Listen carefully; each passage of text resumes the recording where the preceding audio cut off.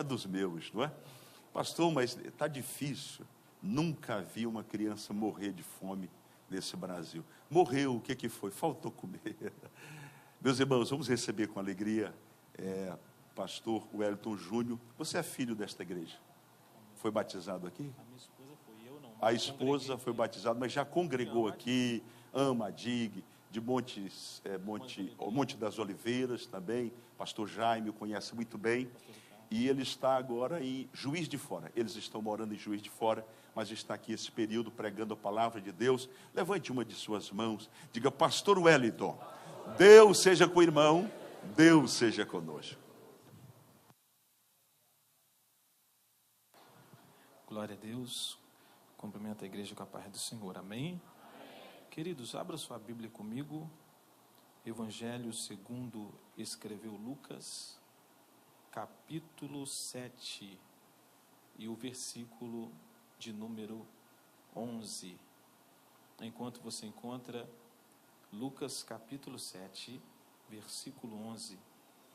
Quero louvar a Deus por essa oportunidade. Obrigado, pastor Marcos. Deus continue abençoando. Quero louvar a Deus pela vida do pastor Eliseu Menezes.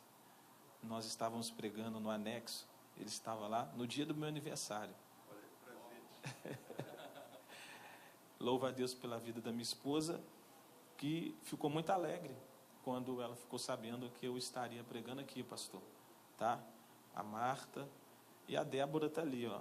Está debaixo ali dos bancos ali, mas ela fica ligada. O pastor falou que ela está em oração. Amém? E, pastor Marcos, eu admiro e amo a DIG. Por onde eu passo nesse Brasil, eu sempre falo desta igreja, porque a minha esposa sempre me falava desta igreja, e tem 12 anos que eu prego nas congregações, no anexo da DIG, e hoje Deus me dará, chegou o dia, me dá a honra de pregar aqui, amém? Quantos encontraram Evangelho segundo escreveu Lucas, capítulo 7, versículo 11, digam amém? Amém. Está escrito assim: e aconteceu pouco depois ir ele à cidade chamada Naim, e com ele iam muitos dos seus discípulos e uma grande multidão. E quando chegou perto da porta da cidade, eis que levavam um defunto, filho único de sua mãe, que era viúva, e com ela ia uma grande multidão da cidade. E vendo ao Senhor, moveu-se de íntima compaixão por ela, e disse-lhe Jesus: não chores. E chegando-se, tocou o esquife, e os que o levavam pararam. E Jesus disse: jovem, eu te digo, levanta-te. E o defunto assentou-se e começou a falar. E Jesus entregou a sua mãe. E de todos se apoderou o temor. E glorificavam a Deus, dizendo: um grande profeta se levantou entre nós. Deus visitou o seu povo. Os irmãos podem se sentar, adorando o Senhor. Meus queridos, o texto que lemos, nós encontramos aqui a cidade de Naim em um dia triste, em um dia em que o cenário que nos apresenta o capítulo 7, a partir do versículo de número 11, de luto, de angústia. E quem está vivendo a maior angústia nesse momento? Uma mulher que, segundo diz a Bíblia, ela era viúva. À volta desta mulher há uma multidão, e o motivo da tristeza dela é que dentro do esquife, em algumas versões, a Nova Almeida atualizada vai dizer caixão, estava o seu único filho. O texto diz que quando Jesus chega perto da porta da cidade, ele vai avistar a multidão, a mulher e o esquife no qual estava o filho desta mulher. Quando Jesus olha para ela, ele vai ter compaixão desta mulher. Jesus olha para a viúva, ele não vê apenas o exterior dela, ele consegue sentir e perceber o que está no interior dela. Sabemos que somos compostos de corpo, alma e espírito. O interior desta mulher, a alma dela, o sentimento dela, há muita tristeza. A mente dela está passando uma série de pensamentos. Vamos lá. No ambiente como este, uma mulher que perdeu o seu filho, a única coisa que vai passar na mente dela, a princípio, é um cenário. Quem aqui já perdeu alguém que você amava, ou alguém da sua família, você sabe que quando nós perdemos uma pessoa que nós amamos, e nós vamos ao sepultamento, ou no momento do velório, passa um filme na nossa mente. Nós vamos lembrar da voz daquela pessoa, de palavras que aquela pessoa falava, de momentos que convivemos com aquela pessoa, mas o interessante é que o texto diz que ela era viúva. Então, quando ela percorre o caminho até o cemitério, o filme que passa na mente dela não é só do filho, é o filme de toda a sua história. Para você entender, se ela é viúva, isso é uma lógica. Um dia ela foi jovem e sonhou em casar, em ter uma família. Sabemos que o maior presente que um homem pode ter é a sua família. Sabemos que toda pessoa que sonha em ter uma família, ela normalmente vai noivar, casar. Essa mulher começa a construir a sua vida. Ela casa. E como ela tem um sonho de ter filhos, ela vai ter um filho. Afinal de contas, filhos são herança do Senhor. Ela começa a edificar a sua família, ela fica grávida, ela tem um esposo, e eu vou aqui refrescar a mente das mamães, a memória das mamães, tem todo aquele momento. Por exemplo, a Débora é minha única filha, ainda vai vir mais 4, eu creio, em nome de Jesus. Ela é a minha única filha. E a gente, quando vai ter o primeiro filho, nós ficamos todo alegre, todo entusiasmado. E eu me lembro quando a minha esposa estava grávida da Débora, eu ficava na expectativa, pastor Marco, toda hora colocando a mão na barriga da minha esposa para sentir o chute, para sentir a criança mover. E às vezes eu ficava olhando para o alto, olhando para um lado e dizendo, Senhor, eu vou ser papai. E quando a criança vem, há uma alegria na casa. Aquela alegria, aquele apego, a mãe nem se fala. A mãe vai se familiarizar com o bebê antes mesmo dele vir. Há aquela curiosidade, será que vai ser menino, será que vai ser menina? E nós pegamos o carinho sem mesmo antes de ver o rosto do bebê. A criança nasce. Há uma família aqui. Nessa família, ela está alegre. Ela tem um esposo, ela tem um filho, e ela não imagina o que pode acontecer a qualquer momento. E o que acontece é o que ninguém quer passar por essa situação. O esposo dela vai morrer. Ele vai falecer. Esta mulher tem que tirar força de onde não tem, porque ela perde seu esposo. Ela tem que ser forte para sepultá-lo, para ele ser velado, sepultado. E eu fico imaginando que nesse dia ela está lembrando de vários momentos, inclusive esse, mas ela sepulta o seu esposo e volta para casa. Imagina comigo o sentimento de uma pessoa que perdeu alguém que ela amava. Ela tem que entrar naquela casa, pastor Marco, e ver os cômodos da casa, e vai lembrar do esposo que morreu. Ela tem que deitar na cama, que dias ou meses antes ela estava deitada com ele, e ela vai lembrar dele. Eu imagino a cena dessa mulher, o sofrimento dela, o primeiro, já quando perde o seu esposo. Quando nós perdemos alguém que nós amamos muito, nós ficamos com aquela sensação, Deus, será que é verdade? Isso não é verdade, isso deve ser mentira, eu estou sonhando, estou passando por um pesadelo, daqui a pouco eu vou acordar e isso vai passar. Só que ela dorme, vira para um lado, vira para o outro, acorda, e isso não é um sonho nem um pesadelo, é uma realidade. Essa mulher sofre, mas vida que segue. Ela tem um filho, e eu acredito que todas as vezes que ela olha para esse filho, ela pensa, eu não estou sozinha, eu tenho um filho, daqui a pouco ele vai crescer, vai ter a sua família, vai dar continuidade à nossa família, à nossa descendência, e eu não vou viver a solidão, porque eu tenho filho. Eu imagino esse moço, já numa certa idade, dizendo, mamãe, não fica triste, papai morreu, mas eu estou aqui, a senhora precisar, eu sou a sua companhia, de um abraço, eu estou aqui. Ela vai se apegar a esse menino, e o tempo passa, e ela não imagina, porque na natureza, o que nós imaginamos é que os pais vão partir primeiro, e depois os filhos. Nenhum pai aqui quer imaginar sepultando o seu filho. Isso nem passa na mente da gente. Só que quando ela menos espera, o filho dessa mulher morre. Ela vai entrar em choque.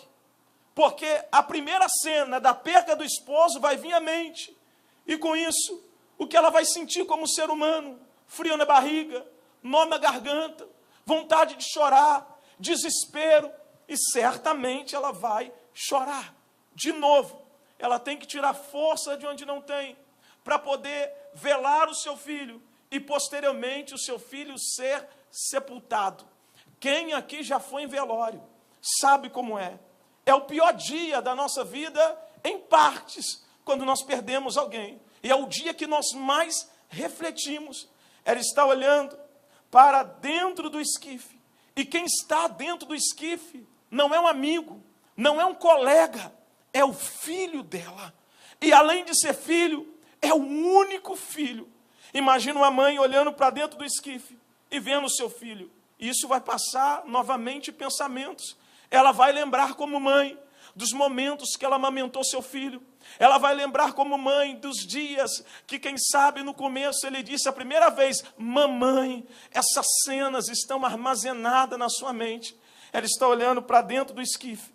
E eu já vi pessoas em velório que entram em choque, que mexem no defunto, que até mesmo fala com o defunto sem saber que ele está ouvindo. Eu já fui em velório de mãe, dizendo para o filho, filho, eu te avisei, ele está morto, ele não está ouvindo. Mas a pessoa está em choque. Além de ser a mãe dele, ela não tem ali o pai para estar do lado, para abraçar, para conversar. Isso vai gerar traumas nessa mulher. E isso vai gerar pensamentos mais ou menos assim. Quando eu chegar em casa, como é que vai ser a minha vida? Quando eu chegar em casa, eu vou passar momentos difíceis sem ter o meu filho, sem ter um apoio, sem ter alguém para conversar. E o pior de tudo, saber que eu sepultei o meu filho. Mas ela não tem muito o que fazer. O velório vai ser feito e chega o momento de sepultar o menino. Agora eu quero que você olhe para mim. Entenda uma coisa, se você for num sepultamento, o pior momento, o velório é doloroso, mas o pior momento é na hora que os coveiros olham e dizem assim, ó, chegou a hora do sepultamento. Essa é a hora que tem gente que desmaia, tem pessoas que passam mal, é o pior momento, porque você sabe que nunca mais você vai ver aquela pessoa. Ela sabe que nunca mais ela vai ver o seu filho, e ela sabe que vai viver dias ou a vida inteira de solidão. Eles pegam o esquife e começam a sair em direção ao cemitério. Esses homens estão levando o filho dela. Esses homens estão levando tudo que ela tinha, porque era o único. Ele era companheiro, era filho, era amigo. E ele está sendo levado. E eu acredito que nesse momento, pastor Marcos, é o momento que ela vai entrar em mais crise. É o momento que ela vai começar a chorar ainda mais. E aí daqui a pouco eles começam a sair. Eles vão saindo, aquela mulher chorando, a multidão à volta, e lá no cemitério já está preparado tudinho para ele ser sepultado. A multidão está indo. Acredito eu que você não tem muita coisa para falar para uma pessoa, irmão, em um momento como esse. Porque, na verdade, ela está perdendo o seu filho. E se você falar com ela, meu sentimento, é um consolo, mas não resolve. Se você virar para ela e falar assim, mulher, não fica assim, a vida é assim, a mente dela vai dizer, a vida não é assim não. Eu não imaginava isso, eu pensava que eu ia primeiro e depois meu filho iria. Isso não vai mudar nada. E a única coisa que podemos dizer é, não chora, não fica assim. A única coisa que alguém pode dizer é, coitada dessa viúva, perdeu o esposo e agora perdeu o filho tão novo, ainda é jovem. A única coisa que alguém pode dizer. Enquanto isso, a cidade de Naim não imagina. O que eles imaginam é que vai ter um sepultamento. Enquanto isso, o que ela imagina é que ele vai ser sepultado e ela vai viver dias de maior angústia. Só que tinha uma surpresa para aquela mulher. O coração dela estava doendo. A alma dela estava chorando, não apenas o exterior. Eu sei o que é passar momentos em que dá a sensação que você está sozinho, porque essa era a sensação dela. Eu me lembro aproximadamente uns 8 anos atrás, que a minha esposa ficou com anemia profunda, e naquela época nós estávamos na cidade de São João Nepomuceno, em Minas Gerais, e o médico olhou para ela e falou assim: como você está de pé? E o médico disse que ela estava com anemia profunda. Eles internaram ela às pressas. Quando internaram ela, o médico fez um teste. E aí ele falou assim: olha, a sua esposa vai ter que tomar 600 ml de sangue. Mas quando eles fizeram o teste, antes de aplicar o sangue nela, o sangue que era para ser compatível, não dava. Buscaram recursos em Belo Horizonte, nós procuramos recursos aqui no Rio de Janeiro, e os médicos diziam: não dá, o sangue dela está rejeitando o sangue que era para ser doado para ela. E o médico disse: ela precisa tomar 600 ml de sangue. Eu me lembro que eu entrei em dias de lágrima, porque eu dizia: Deus, eu prego a sua palavra, eu tenho visto o Senhor curar pessoas sendo libertas, e eu preciso de um milagre. Até que nós fomos para Juiz de Fora, e quando chegamos em Juiz de Fora, os especialistas lá descobriram qual era a situação, e eles disseram que verdadeiramente o sangue dela rejeitava o sangue que era para ser compatível. Os médicos internaram ela, e ela ficou alguns dias no leito, no vale da sombra da morte. E eu me lembro que eu ia todos os dias no hospital, e quando foi mais ou menos no 6º dia, eu fui no hospital e eu falei: e aí, doutor, e aí, como é que vai ser a situação? E os médicos diziam: olha, ela só está piorando. Eu ia para casa, eu não conseguia orar, eu só chorava. Eu dobrava o joelho e dizia: Senhor, por que eu? Desde os 16 anos, faço a sua obra, desde novo, sempre buscando o Senhor, sempre na tua presença, por quê? E Deus não falava nada, mas eu continuava acreditando. E eu me lembro que quando foi no 8º dia, eu cheguei no hospital, e a doutora falou: olha, a coisa está ficando séria, nós fizemos um exame aqui, ela está pior. Eu falei: Jesus, parece que quanto mais hora, parece que a coisa está complicando. Eu fui para casa aquele dia, e eu chorei muito.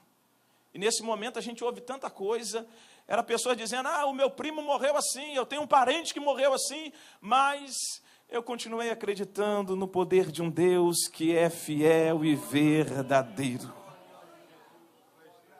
E aí eu cheguei no hospital, no 9º dia, quando eu cheguei no 9º dia no hospital, eu me lembro que a doutora me chamou e falou assim: eu tenho uma notícia para te dar.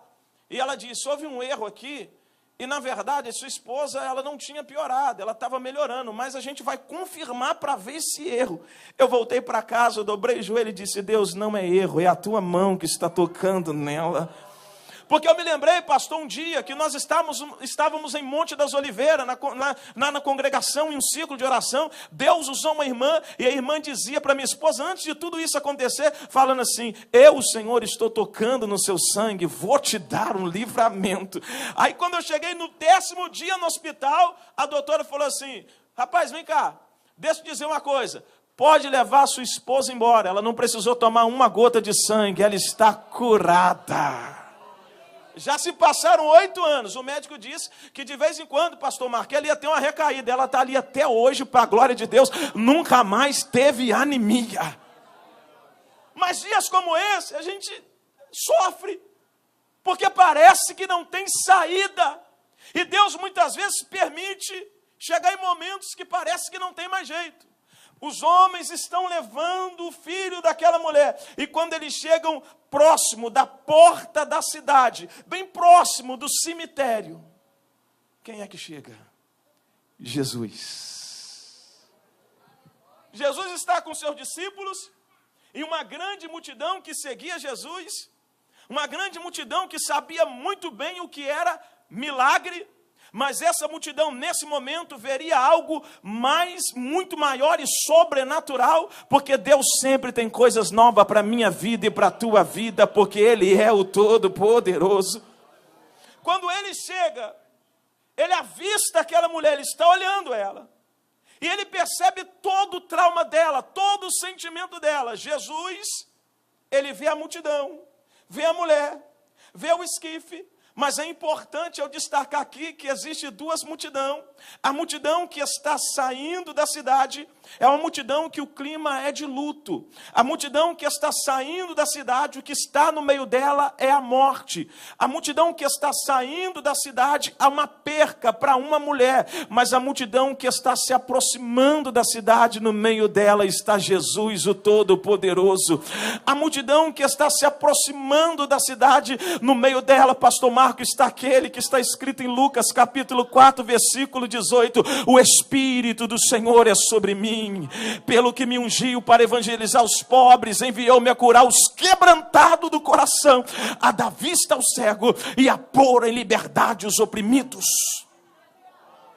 O que está na multidão, que está entrando na cidade, é aquele que Atos dos Apóstolos, capítulo 10, versículo 38, vai dizer: porque Deus ungiu a Jesus de Nazaré. Ungiu para quê e com quê? Com o Espírito Santo e com virtude, o qual andou fazendo bens e curando todos os oprimidos do diabo, porque Deus era com ele. E eu louvo a Deus nessa noite, porque eu sei que esse Cristo está aqui na ADIC. Eu louvo a Deus nessa noite, porque essa unção está aqui na ADIC. Eu louvo a Deus nessa noite, porque eu quero te dizer que os dias de lágrimas vão passar, os dias difíceis vão passar, porque hoje é noite de milagres.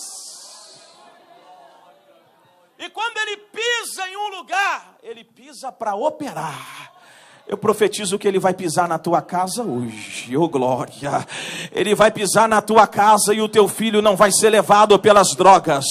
Ele vai mover na tua casa e o inimigo não vai levar o teu marido. Ele vai mover lá na comunidade onde você mora, no bairro onde você mora, e o milagre vai acontecer. Quando ele chega, a unção se manifesta. A unção é revelada. Ele chega, olha para aquela mulher, ele tem compaixão dela, só que existiam homens que estavam levando o filho dela. Sempre vai ter alguém para tentar levar o que é seu, mas quando Jesus aparecer no caminho, aquilo que o diabo projetou vai ter que ser cancelado, querendo ele ou não. Jesus chega, olha para a mulher e diz: mulher, não chores. Alguém vai pensar, é doido. Porque dizer não chores, qualquer um aqui pode dizer. Agora ele vem para o funeral, o cortejo fúnebre, só para falar para ela não chorar. Peraí, há uma diferença. O homem diz não chores e não pode fazer nada na tua vida. O médico te dá o laudo e diz não chores, é assim mesmo, e não resolve. Agora Jesus não, ele diz não chores, ele arranca o câncer.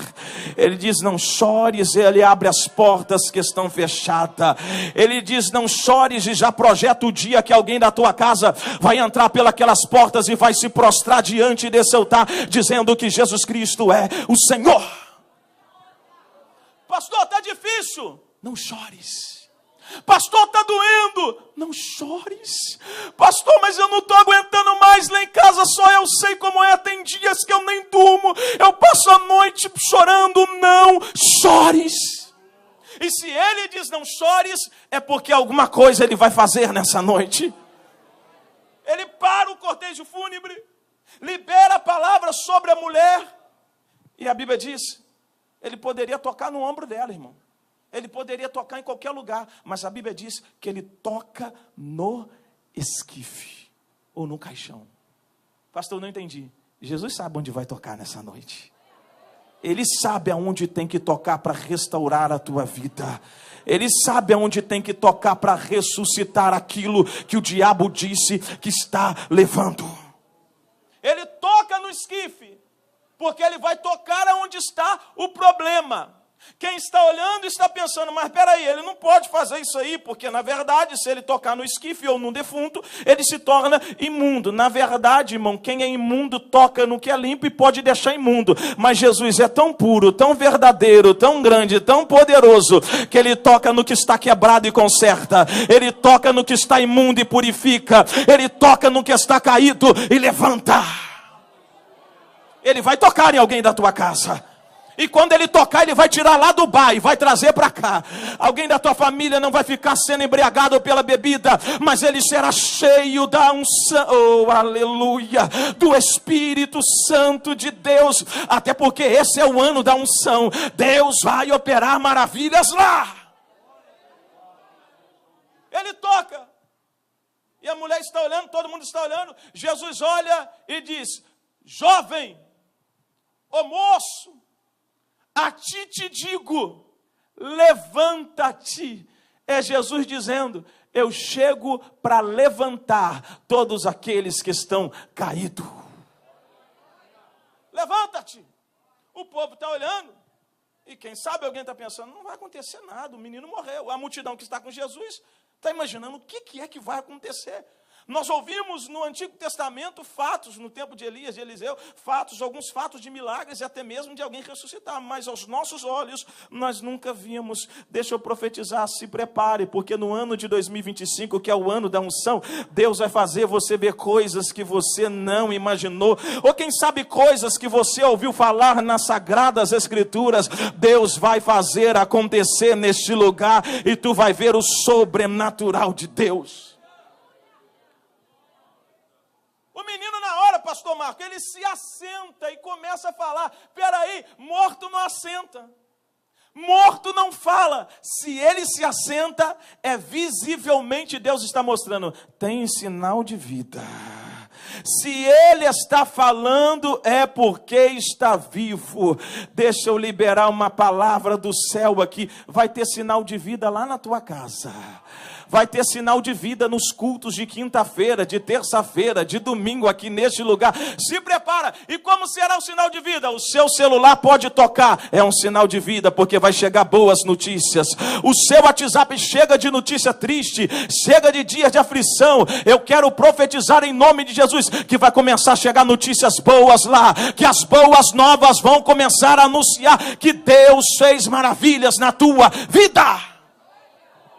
O menino assenta, começa a falar. Aí Jesus pega o menino, pastor, e o entrega à sua mãe. É Jesus dizendo: o que é teu e o inimigo não toma. Oh, glória a Deus. Ela está olhando assustada. E o povo, pastor? O povo está olhando a multidão. Eles estataram, como diz lá em Minas, o olho desse lado de zóio, né? O olho assim, ó. O que é isso? E alguém começa a dizer: peraí, um grande profeta se levantou entre nós. O outro diz: eu acho que eu sei que é isso. Deus visitou o teu povo. Eles perceberam no ambiente que havia uma unção e uma presença diferente. Eles perceberam no ambiente que aquele momento não era um momento qualquer um, era o momento da manifestação da unção e do poder de Deus, porque só Jesus pega o clima de velório e transforma num culto cheio da glória e da presença de Deus. Só Jesus pega o ambiente quebrado e faz daquele lugar um culto em ação de graça. Vai ter culto na tua casa. Você ainda vai chegar aqui e vai dizer: pastor, eu tenho um testemunho para contar. Deus tocou em alguém que estava no leito lá na minha casa. Deus visitou a minha casa e restaurou o meu casamento. Por quê? Porque Jesus, quando ele entra na causa, ele entra para resolver. Pastor, fica de pé. E por que Jesus esperou ela chorar tanto? Lembra do Salmo 30, verso 5? A sua ira dura só um momento. O seu favor está à vida. O choro pode durar uma noite. Mas a alegria, ela vem pela manhã. Ele espera o último momento. Como diz o Salmo 46, e eu termino aqui: Deus é o nosso refúgio e fortaleza, Ele é a tua força, socorro bem presente. Que hora, pastor? Na hora da angústia. Hoje Ele te resgata, hoje Ele toca na tua vida. Socorro bem presente na hora da angústia. Pelo que não temeremos, ainda que a terra se mude, ainda que os montes se transportem para o meio dos mares, ainda que os mares se abalem pela sua braveza, há um rio cujas correntes alegram a cidade de Deus, o santuário da morada do Altíssimo. Deus está no meio dela, Deus está no meio da DIG, Deus está no meio do culto de milagre, Deus está no meio da tua vida, Deus está no meio da ilha do governador, e não será abalada. Aleluia. As nações se embraveceram, os reinos se moveram, Ele levantou a sua voz e a terra se derreteu.